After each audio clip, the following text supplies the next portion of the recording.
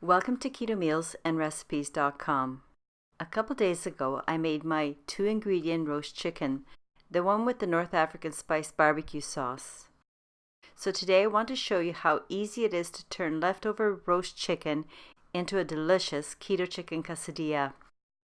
For this keto chicken quesadilla, the macronutrient ratio is 2.1 to 1, with 10.5 grams of total carbs, 4.2 grams of dietary fiber, resulting in 6.3 grams of net carbs per serving.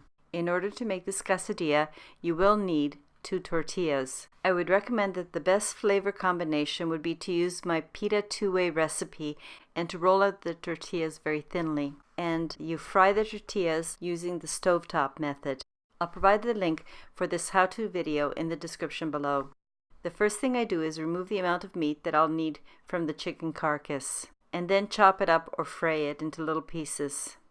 Also, I always assemble my ingredients before I begin. I julienne the onions and the 3 different colored bell peppers, aka capsicums. Tonight, I'm also going to take a bit of a shortcut and use some store-bought salsa. Or you can make your own pico de gallo.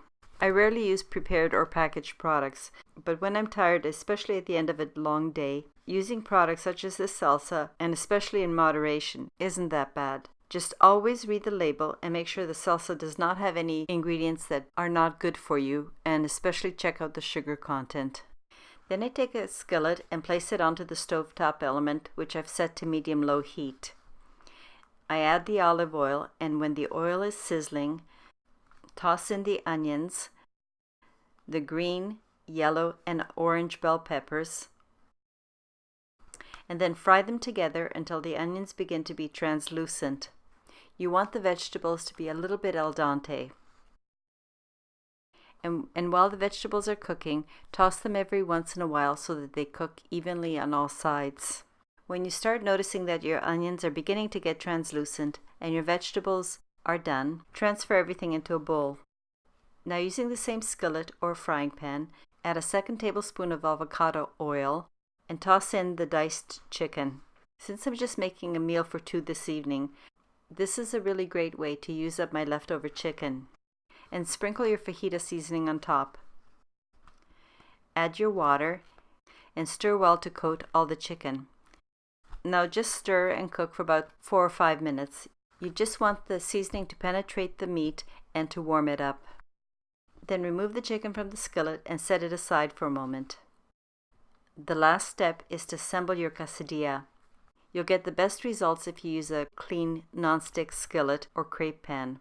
Brush the pan with butter and place a tortilla onto the pan. Then spoon the salsa or pico de gallo over the entire surface of your tortilla, and then distribute the chicken evenly over the entire surface of the tortilla. And then you cover the chicken with a layer of the onion and bell pepper mixture. Then sprinkle the grated cheddar on top of your vegetables. Lastly, place the 2nd tortilla on top.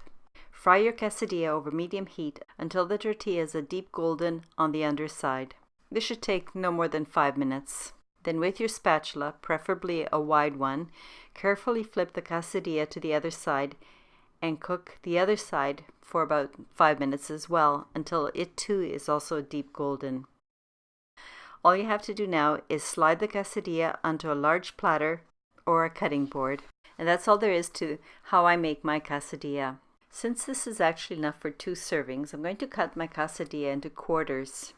And each person is going to get 2 quarters.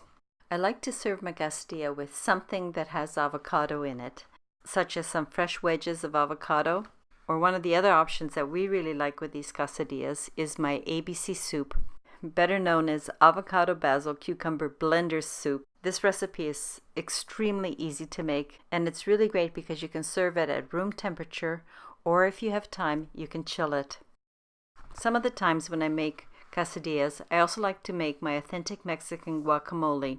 In my recipe, I have a smooth and a chunky version.